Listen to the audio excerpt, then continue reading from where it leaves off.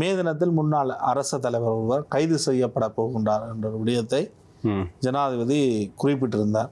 அதனுடன் தான் இந்த 12ஆம் திகதி முன்னாள் ஜனாதிபதி மஹிந்த ராஜபக்ச விசாரணைக்கு அழைக்கப்படுவது மிகப்பெரிய அளவு ஊடக கவனத்தை ஈர்த்தது.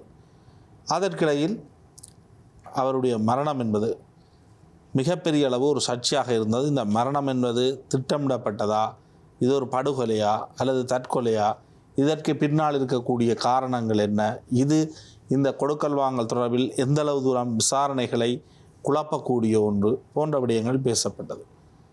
விசாரணை அதிகாரிகளே கபில சந்திரசேனவை மிரட்டி இருக்கின்றார்கள்.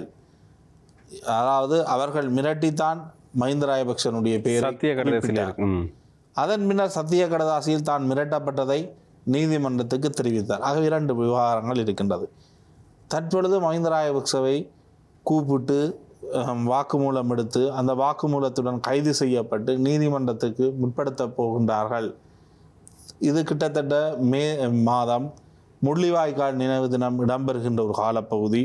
மிகப்பெரிய ஒரு கொடூர யுத்தம் இடம்பெற்றது. அந்த யுத்தத்தில் பிரபாகரனை படுகொலை செய்த அந்த காலப்பகுதியினுள் மஹிந்த ராஜபக்சவை கைது செய்ய அனுர முயற்சிக்கின்றார் என்று தென்னிலங்கையில் ஒரு தரப்பு ஒரு வியாக்கியானத்தை குறிப்பிட்டு மிகப்பெரிய ஒரு ஆதரவாளர்கள் மத்தியில் மிகப்பெரிய ஒரு ஆதரவு தெரிவித்த நிலைப்பாடு. மஹிந்த ராஜபக்சவுக்கு ஆதரவாக அவருடைய குடும்பத்தைச் சேர்ந்தவர்கள் இருந்தார்கள், கட்சியின் முக்கியஸ்தர்கள் இருந்தார்கள், இன்னும் ஒரு முன்னாள் ஜனாதிபதி கோட்டபாய ராஜபக்ச அந்த இடத்தில் நின்றார்.